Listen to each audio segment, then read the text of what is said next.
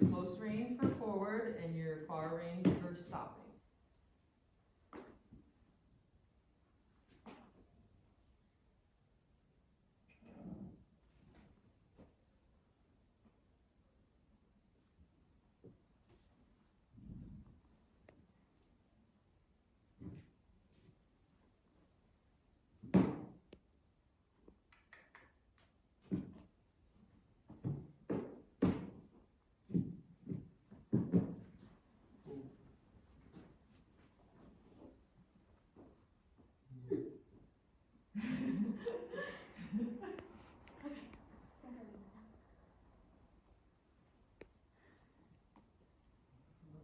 Yeah. It's so hard and short and little. All right.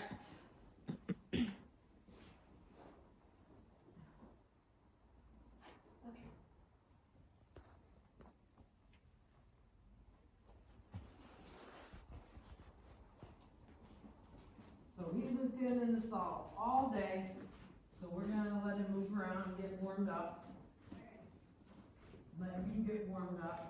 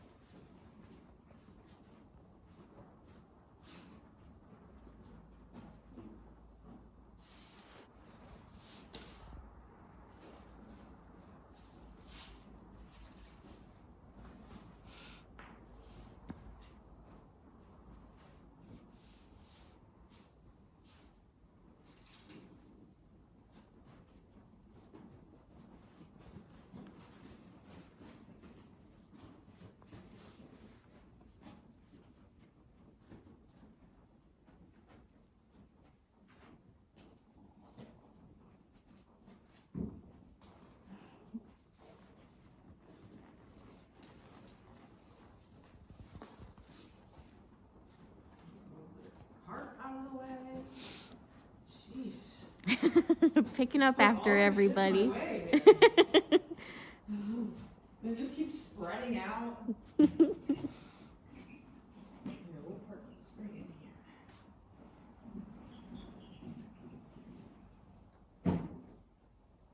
here. Give the girls some space.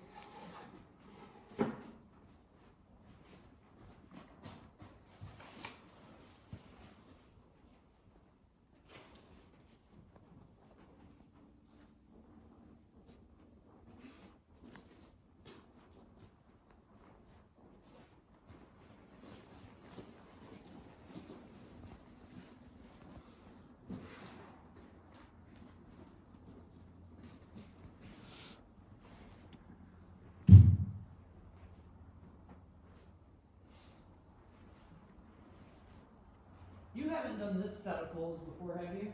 I don't think so. Okay.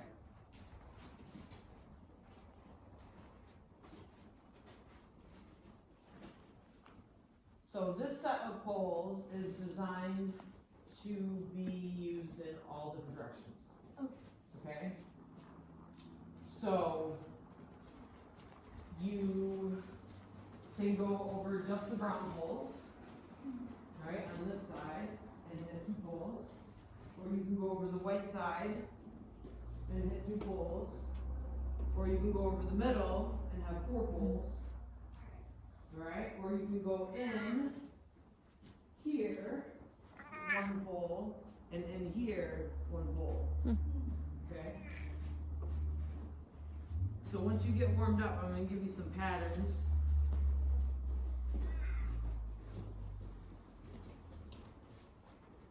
And even while you're warming up at the walk, just feel free to walk over some poles and get him picking his feet up, paying attention. And during your warm up, for any time, right, with any horse, your warm-up should be working, right? So your cool down is a little different. At the end of your ride, you let them relax, right? You give them rein, you let them kind of go the speed they want, right? When you're warming up, you want to be a little assertive, right? Like we're moving along, we're getting our brain together, we're not just gonna putz around and drop our head and be lazy, right? We're gonna get it together. Holding them accountable.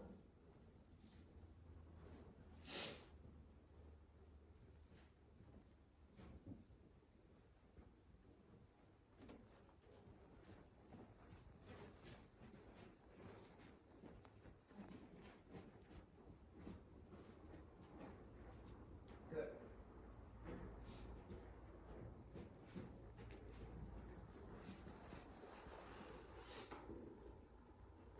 Have you ever trained over poles before? What? Have you ever trained over poles before? Yeah. Okay. So when we go over a pole, what we're looking for is impulsion and lifting, right? So whenever we approach the pole, the stride that we are taking over the pole, we need to push them through with our leg. And we need to push our hands forward so we're allowing them to lift up and move forward. Does that make sense?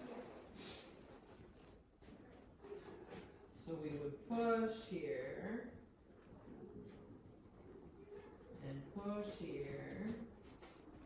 And I want your hands to visibly go forward. Okay. Right? And it doesn't need to be like 6 inches. It just needs to be enough that I can see it happen. And even if you have to take the reins right back, right, you still have to give them that moment of allowing them to go forward. Because they're gonna need impulsion to get over the poles, right? And if we are getting in their way, right, then we're setting them up for failure.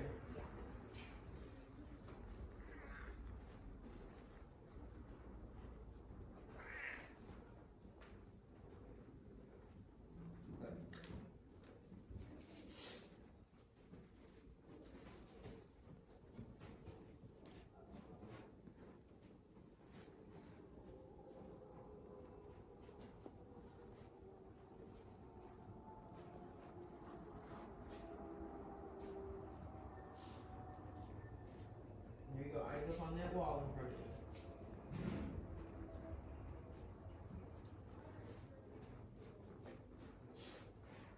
It's so hard not to look at the poles. It's so hard.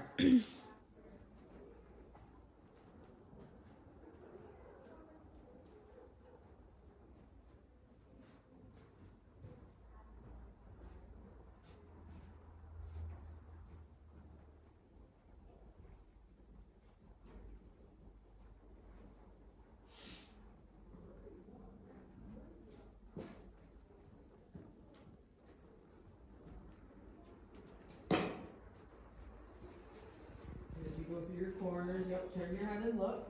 Don't be afraid to really turn your head, yeah. Because that's how he knows what's coming, Yeah. right? It's like your turn signal. Because he can feel you turning your head. And then he's like, oh, we're going that way. What we don't want is for any of our commands or cues to just come out of nowhere, right? Because then we don't really give them a chance to be successful. And I have found that most of the time, including myself, when you think your body is doing something, it's not. Right? And even to the point, like we did a clinic here with a woman named Val McCloskey, and she is a dressage trainer, and she's lovely. And she came and did a show and tell here, so you would do your pattern that we've been practicing forever. And then she would give you like a 20-minute lesson, and then you would do your pattern again. And she would score them both, and you would see how much you improved, right? And I swear, I even thought I was turning my shoulders dramatically. And she grabs me and she turns my shoulders. And I'm like, oh, well, I guess I wasn't doing it. You know? But it really put it in perspective, right? Because that's what happens with all my students. You think your body's doing something and it's just not. That's why, like, when you're at home and it's good to go in front of a mirror and stand in your riding position and see what it feels like to turn your head and see what it feels like to turn your shoulders, right? And see how much you're actually turning compared to what you feel like you're turning, right? So sometimes I'll even close my eyes, turn my body where I feel like it is accurate, and I open my eyes and I'm never right. I always need more dramatic.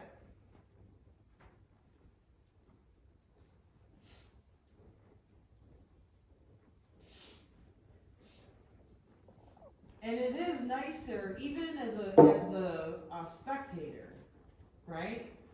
To see where the human is looking, because it makes everything flow so much more consistently, right? And it allows the person watching to see the flow and know what's coming next, right? And then it's all smooth, and it makes the mistakes less noticeable. Right?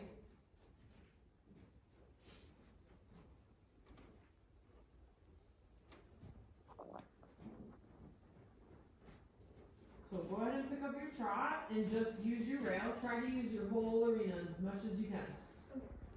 And if you need a prop, I will get you a prop. Grumpy, yes.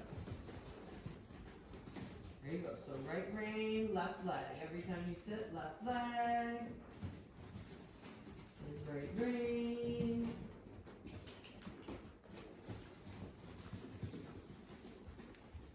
Put a little more weight in your right stirrup. And that's going to draw him out to the rail. And when you come down this end, you're going to come all the way down so you almost step on me. And you're going to go all the way to that end like you're going to run into that wheelbarrow. Just don't.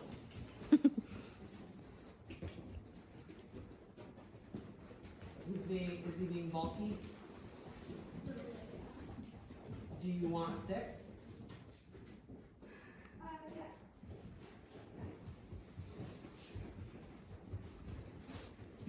I swear I watered this arena.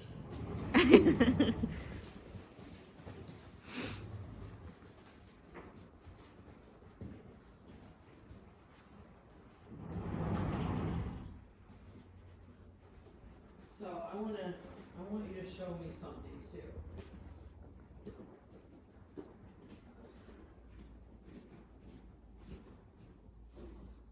So I'm gonna put you in this hand. Okay. And you're gonna present on him. Okay? And I want to see how your leg sits all the time. This is how it sits all the time. When I'm like trotting, well, when I'm moving, I do like that. Yeah. So stay like that, right? And then and you can soften when they're doing everything perfect, right? And then when you squeeze and ask for more, show me how hard you squeeze. Yeah, that's good. Now, what's more annoying than just squeezing? Right? So instead of kicking, we pulsate our squeeze. Right? We can do that too. Yeah. Right? Because that's really annoying, right? So sometimes that helps get them moving better too. Right? This helps a lot. And so when we use our whole arena, I don't want him to take your kneecap off, right? But I want him way over. All the way over. And you're going to go all the way to your ends. Give yourself space, right? Make your arena, because it's little in here to begin with. So make it as big as you can possibly make it, so that you can give yourself all of that freedom, right? And what really helps is to look at your walls. Because when you look at the ground, it makes the room look really small, right?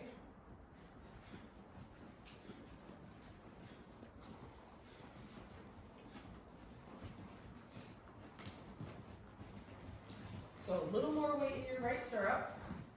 And every time you sit, you're gonna squeeze with only your left leg. Okay. There you go. And you're gonna come all the way down. So more outside rein. And you're gonna get into that outside rein so that you're just gonna hold it so he knows where he's supposed to go. Okay?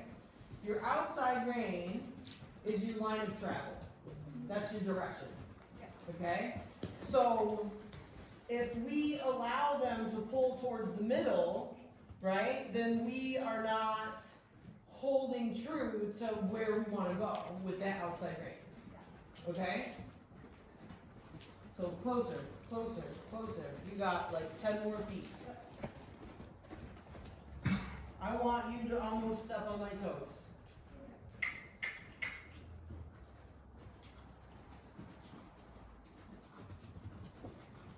Good. A little more weight in your right stirrup.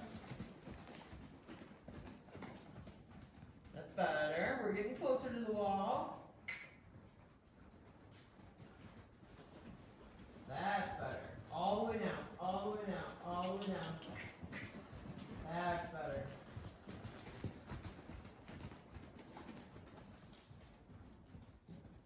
So horses are also a lot like skateboards, right? If you put more weight on one side, it's going to go that way. And if you put more weight on the left side, it's going to go left, right? Horses are very similar. So if we put a little more weight in our outside stirrup, it kind of holds them over to that rail because they need to be where we're putting our weight, or else they'll fall down, and we'll fall down, right? They don't want to fall down just as much as we do. So if we want them to move over, then we put a little more weight in that stirrup on that side, or that seat bone, and then we use our opposite leg to lift them over with pressure, right?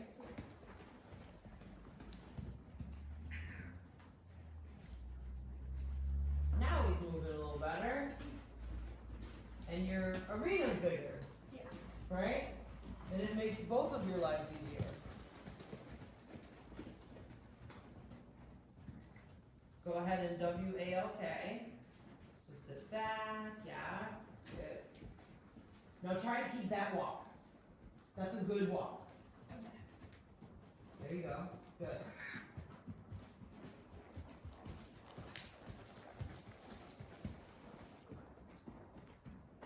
And go ahead and switch directions in any way you want. You can cut across, you can make a little half circle, whatever you want to do. And look with your head, turn your shoulders. So one concept that does help when you're turning, think about where you want the horse's shoulders to go. Because the horse is going to be a direct reflection of its rider, right? So if we want the horse to turn, we need to turn our chest so they'll turn their chest, right? And we think about aiming our chest wherever we want to be, right? So it's not just our neck that needs to turn, it's all of our upper body. Right? It's kind of like we as riders are split into two pieces, like just below the belly button. Okay? Everything above, belly button included, goes with their front half, and everything below goes with their back half. Because our lower half becomes a part of them, so it's sturdy, it's still, it stays in rhythm with their hind end, right? Our upper body is a little more free and relaxed and soft, right? So we have to use both tools all the time and train our hands and our legs to do completely different things than one another. And this hand has to do way different things than this hand, right? Good, go ahead and pick up your trot. Now, outside rein, inside leg, look through your corners.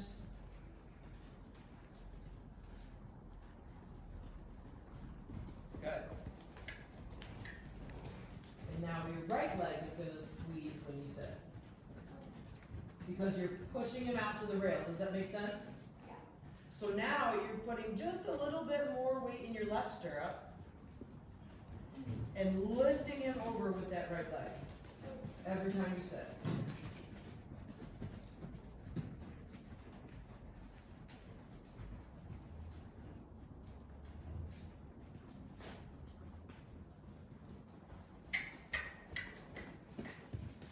More.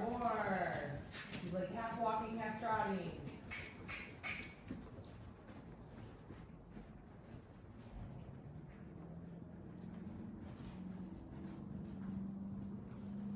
That's better.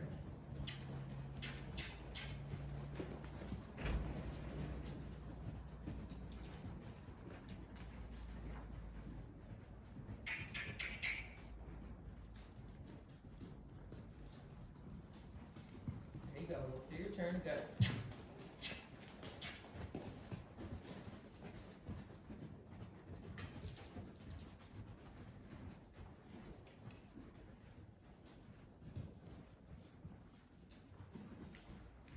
Go ahead and ask him to W-A-L-K. Good. Nice big walk.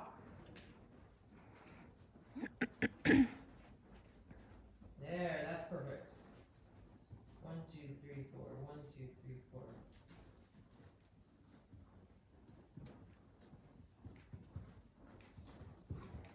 Alright, that's a little too quick, right? There we go. Perfect.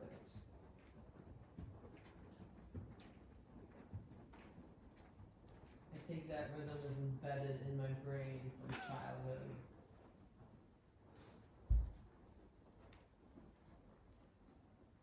And it's hard, like, you've never ridden Chief, have you? No. Okay, so Chief has a really little stride. He's like the same size as Fire, right? He's a Appaloosa, leopard Appaloosa, and he is very resourceful. And he's an old man, and he's kind of toed out a little bit, and he takes these little tiny footsteps. The littlest footsteps. So he'll be walking at the same tempo as another horse like Fire, but he'll cover half the distance. It's pathetic. So when you're on him, you're always like feeling like everything is so slow. You're not going anywhere. Pushing, and he never gets faster because it's just the way that he moves. So you have to like realize that it's just gonna take you twice as long to get there.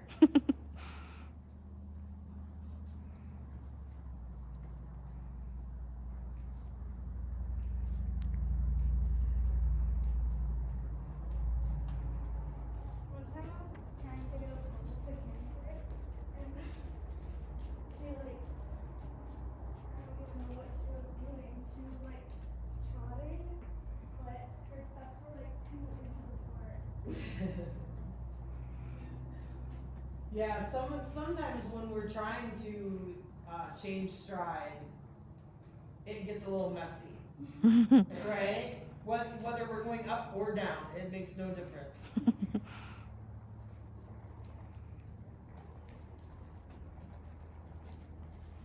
It's a little easier to get him into that canter on trail Yeah. because I would go first and they would just follow, right? And then you don't have to worry so much about all of that crazy trotting in between when they don't pick it right up.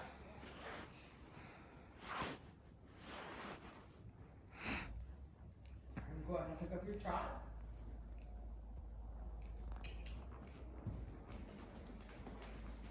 Good, nice big arena.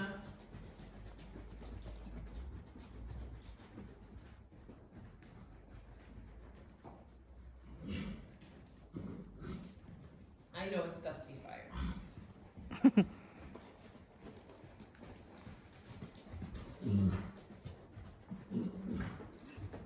Just sneeze it out, dude. Sneeze it out.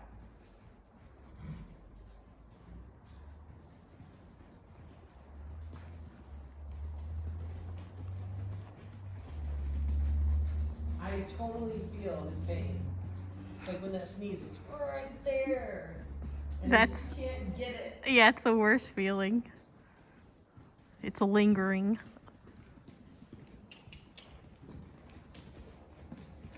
And I don't know about you, but I love sneezing. Oh my gosh, it's one of my favorite things to do. And it feels so good. And I never hold it in. I'm always like, everywhere. I cover my mouth, but it gets crazy. And my daughter is always like, Yeah. that stuff wants to come out. That's- You need to let it out. That's like Willow and I hold it in. God, I hold it in because I've had a couple kids. You know? But maybe if I just let it out, it wouldn't be, yeah. Just know that you have to kegel when you Right, let it right, out. yeah. And You then have do to it. kegel, exactly. But that's what Willow says. Willow's like, just let it out, It's Mom. trying to get something out of your body. It doesn't want it there.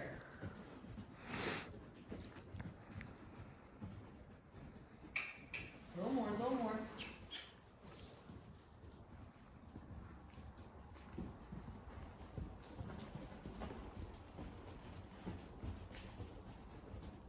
Much better.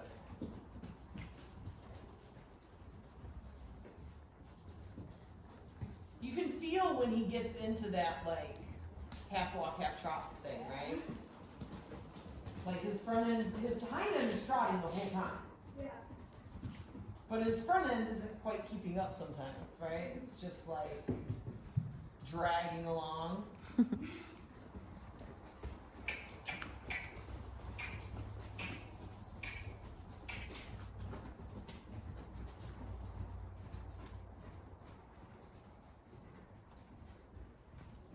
Good, go ahead and W-A-L-K.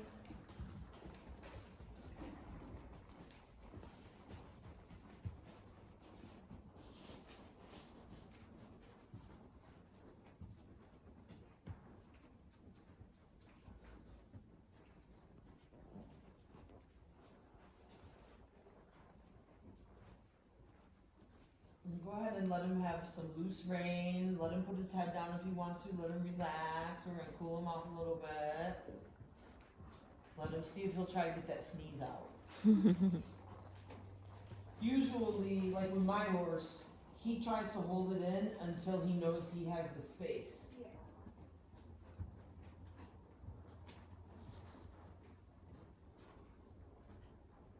And every time he goes to sneeze and he hits my hands, I always feel so bad.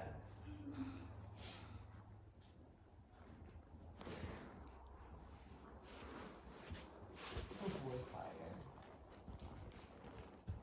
I'm gonna let him take his breath and relax. Go ahead and take your feet right out of the stirrups. Do some ankle rolls, stretch your legs out. Look, he's like, we're done? Yeah. Finally done. Oh, he's gonna go pee-pee. Is he gonna go pee-pee? Are you going pee-pee? Nope. Okay.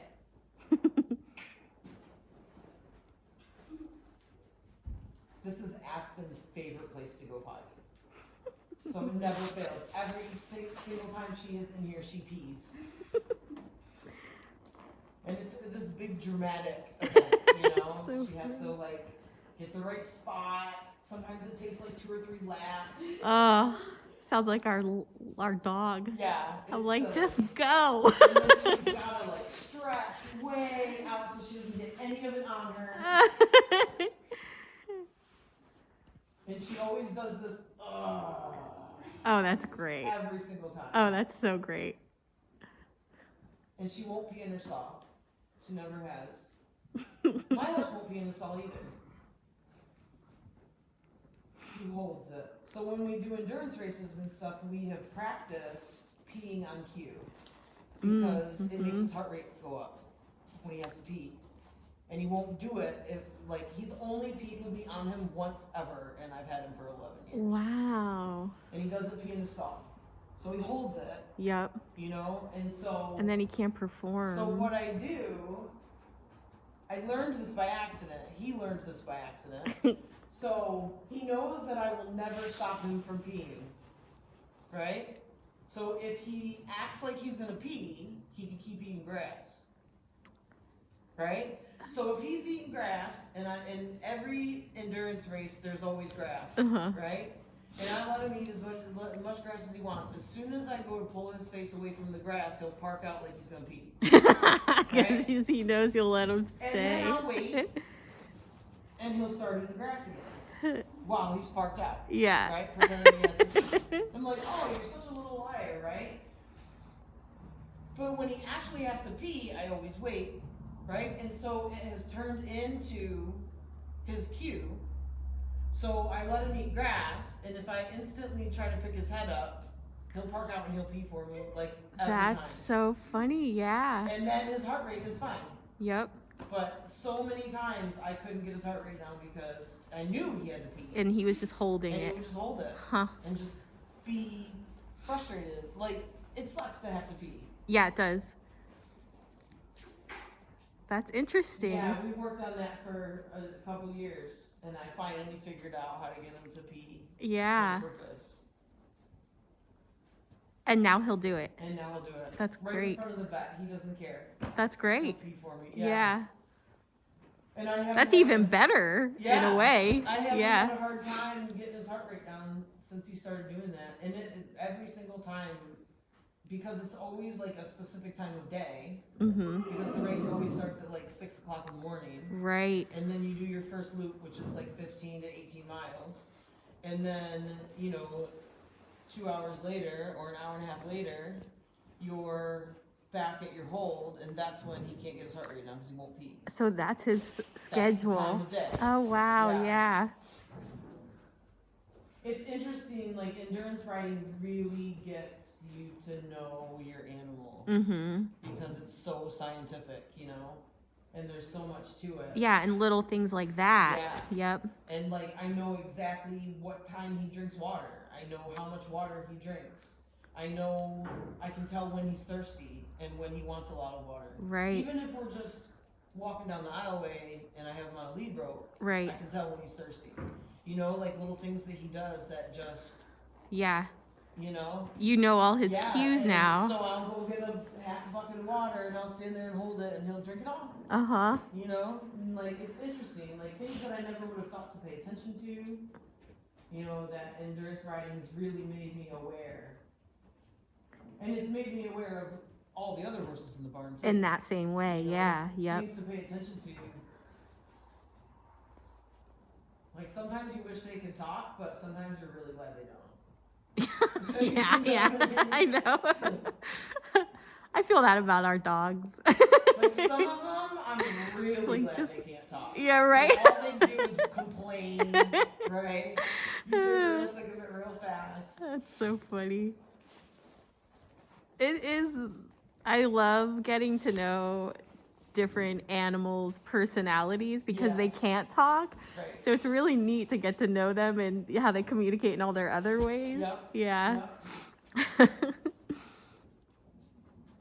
So Rocky used to come right to me when I would whistle. And I'd put my hand up so he could see me, and he'd be out in the paddock or whatever. And he'd come running up. And in the last year or so, last 2 years, we've had some really intense rides, right? Like, he never knows how far he's going to have to go. He never Mhm. knows how hard it's going Is that your horse, Yeah. Rocky? Okay. And so he stopped doing that. Mm-hmm. Right? And so out in the back field, it's really annoying when he walks away from you because there's so much space. You can't just, It's not like Chase them and here, catch 'em, right? Yeah. right? You have have to 50 be feet and sneaky. you get you them. have to Yeah. have a plan. Yeah. So I go out there with a little handful of treats, and I go in his vicinity, and I'll give a cookie to the first horse that comes near me. And Mm-hmm. he's like, "What? Yes, You yes. can't handle it. You're giving away cookies." And there he comes, and he has to like get everybody away. These are my cookies, and I'm like catch them every time. That's great. So easy. Sometimes you just gotta be tricky. Yeah, you got to figure out how to be a little smarter. We have a lab who is just wants to be so good, so she was so easy to train. Yeah. And we just recently got a Yorkshire Terrier. Yeah. And she is so mischievous, and we have to learn those little tricks because she's fast and she goes under things Yeah. and she's so mischievous. So we have to be like, okay, close all the doors. We have to corner her. Yeah. Yeah, there are all these little tricks that we're learning to do with her, and Yeah. it sounds similar. That's like our mule, Spock. Mm-hmm. When he comes in the morning, you have to make sure all the doors are closed. Because he will go in the first open door he sees, and you will not get him out. So if he makes it to the back aisle, he'll go in a tie stall. He's in there all day. You're done. He Yeah. will not come out. Yep. Right? That's funny. And he knows that he gets, like, he's a little smarter than the horses. Yeah. He thinks differently. Yeah. There's a little bit of logic to him. And he knows that he barely gets any food, right? So he'll go in a tie stall where they have like a whole bunch of food, Mm-hmm. and then he's stuck, and he just ignores you. He's not moving, Yeah. and Why would he? Yeah. and he just makes these choices. There's certain stalls that he'll go right in, and if he goes in there, he's in there all day, and he doesn't. That's You so just ignore him, funny. don't even look at him. Yeah. Like he gets nothing. Eventually, by the end of the day, you're walking by and he's doing his little like hee-haw, Yeah. you know, trying to get your attention. See me. He is the one creature in this barn that we are allowed to give treats to, that Erica owns. We're not allowed to Mm-hmm. give treats to any of the other horses because they Mhm. get pushy. Yeah, and mouthy. sure. And you know, when they get pushy to a 5-year-old, they go flying across the room. Yep. You know? And but his favorite treat is Sour Patch Kids. Oh my gosh. And he loves Sour Patch Kids, and you will give him a Sour Patch Kid, and he'll reach his little lips out, and he'll take it, and he doesn't even chew it up. He sucks on it and waits for another one. Oh my And he'll gosh. take like 3 at a time, and then he'll chew them up. It's so silly. It It's is so funny. silly. It's just like humans too. Like Yeah. we love Sour Patch Kids, and everybody eats them differently. Yeah. You know. That is so funny. He's something else. All right, we'll go ahead and stop there. Oh boy, fire.